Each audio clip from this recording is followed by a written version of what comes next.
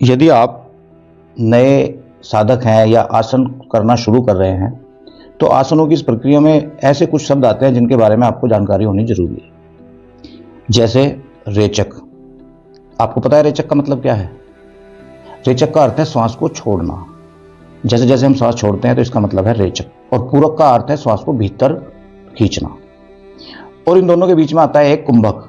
कुंभक का अर्थ है श्वास को भीतर या बाहर रोक देना।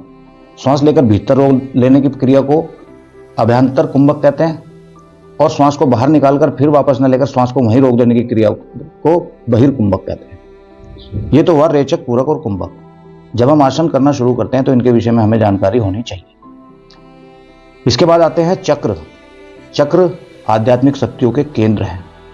हमारा जो शरीर में चर्म चक्षु से वे दिखते नहीं क्योंकि वे हमारे सूक्ष्म शरीर में स्थित होते हैं, फिर भी स्थूल शरीर के ज्ञान तंतु वही हैं।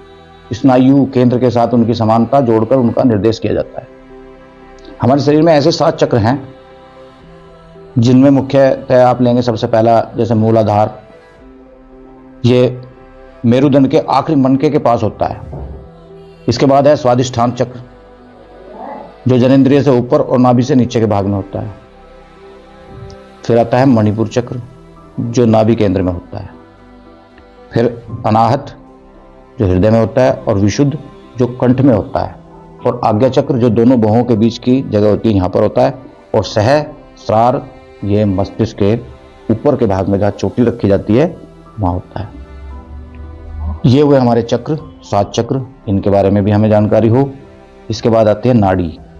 हमारे प्राण को शरीर में इधर उधर ले जाने वाली जो बारीक नलिकाएं होती हैं उनको नाड़ी कहते हैं। इनकी संख्या लगभग 72,000 बताई जाती है और इनमें ईडा, पिंगला और सुषुम्ना ये 3 मुख्य नाड़ी हैं। उनमें भी सबसे महत्वपूर्ण जो है वो है सुषुम्ना। ये तो आपने आसनों की प्रक्रिया में जो कुछ शब्दों का प्रयोग किया जाता है उनके बारे में जाना है।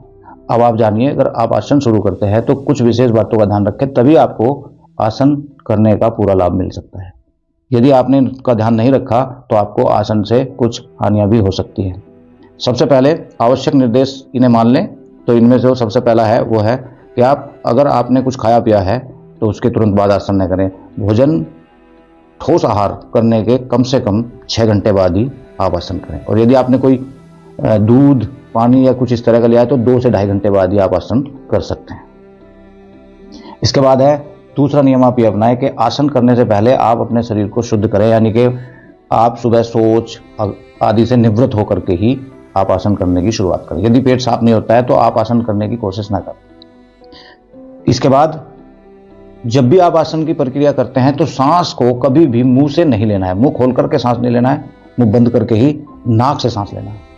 और आसन करते समय आप बीच बीच में थोड़ी देर के लिए एक आसन होता है शवासन, उसको करके जो है अपने शरीर को थोड़ा आराम दे सकते हैं। बीच बीच में अगर आप शवासन करते हैं तो आसन करने से आपको पूरे के पूरे लाभ मिलते हैं।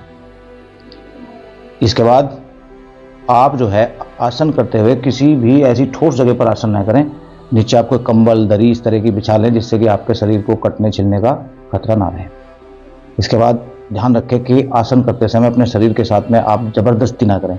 किसी भी अंग को मोड़ने की या आगे पीछे कहीं ले जाने के लिए जबरदस्ती ना करें। धीरे धीरे हल्की हल्की प्रैक्टिस के साथ में करें तो धीरे धीरे वो आसन आपका पूरी तरह से सिद्ध होना शुरू हो जाए। आसन करते समय शरीर पर ऐसे कपड़े पहने जो ढीले और लचीले हों, जिससे आपको आसन करने में कोई भी बाधा ना आए।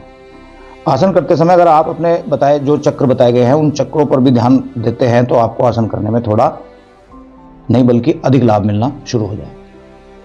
अच्छा, जिनका कोई ऑपरेशन हुआ है या जो माता बहनें गर्भवती हैं उनको आसन करने से, कुछ कठिन आसन करने से बचना चाहिए।